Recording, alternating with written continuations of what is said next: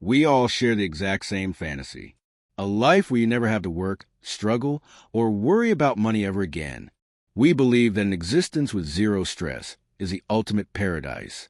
But science has already built this exact paradise, and it proved that giving mammals a perfect world is the fastest way to destroy their minds.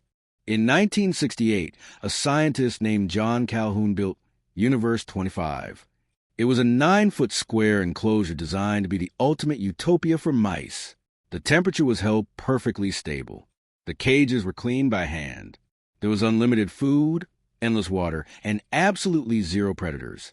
Calhoun placed 8 perfectly healthy mice inside and shut the lid. At first, it was a massive success. The mice lived in total luxury. They reproduced rapidly. The population doubled every 55 days. The enclosure was built to easily hold nearly 4,000 animals. But by day 315, with just over 600 mice inside, something deeply disturbing happened. The food hadn't run out. The space hadn't run out. Yet the social fabric of the colony began to violently tear itself apart. Paradise didn't make them happy. It made them insane. In a normal world, when a society gets too crowded, young adults simply leave to find new territory. But inside Universe 25, there was nowhere to go. There was no outside. Calhoun noticed a bizarre phenomenon. The mice forgot how to be alone. Even though there were dozens of full food stations, they refused to eat unless a massive crowd was eating with them. The young males suffered the most. In a normal society, they would have a role: defend territory, build a nest, or court females. But here, every single social role was already filled. With absolutely nothing to do, hundreds of males drifted into the center of the room and formed listless pools of bodies. When they were attacked, they wouldn't fight back. They just absorbed the damage and went back to sleep. Meanwhile, another group of males snapped in the opposite direction. They became frantic and hyperviolent.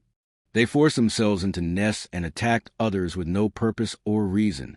The chaos destroyed the mothers, too. The tired males completely stopped defending their families. Stressed and overwhelmed, the mothers turned on their own young. They abandoned their pups in scattered places. Some simply forgot they existed. In the worst sections, infant mortality hit 96%. The social structure was effectively dead. But out of this horrific nightmare, a new generation was born. Pups who survived by completely disconnecting their nervous systems from reality. Calhoun named them the beautiful ones. And they are the most terrifying part of this entire story. The beautiful ones completely opted out of the species. They never fought. They never tried to mate. They never engaged in any social activity at all. They just ate, slept, and groomed themselves obsessively. Externally, they looked like the healthiest mice in the colony. But functionally, they were dead. After day 920, no new mice were ever born again. The colony simply aged in silence until the last mouse died. Complete extinction inside a perfect paradise. When the paper was published, the world panicked. Everyone thought the lesson was, comfort kills. But that is a lie.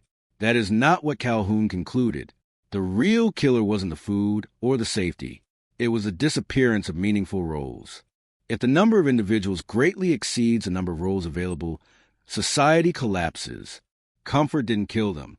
It just removed the friction that made being alive feel like something. Look around today.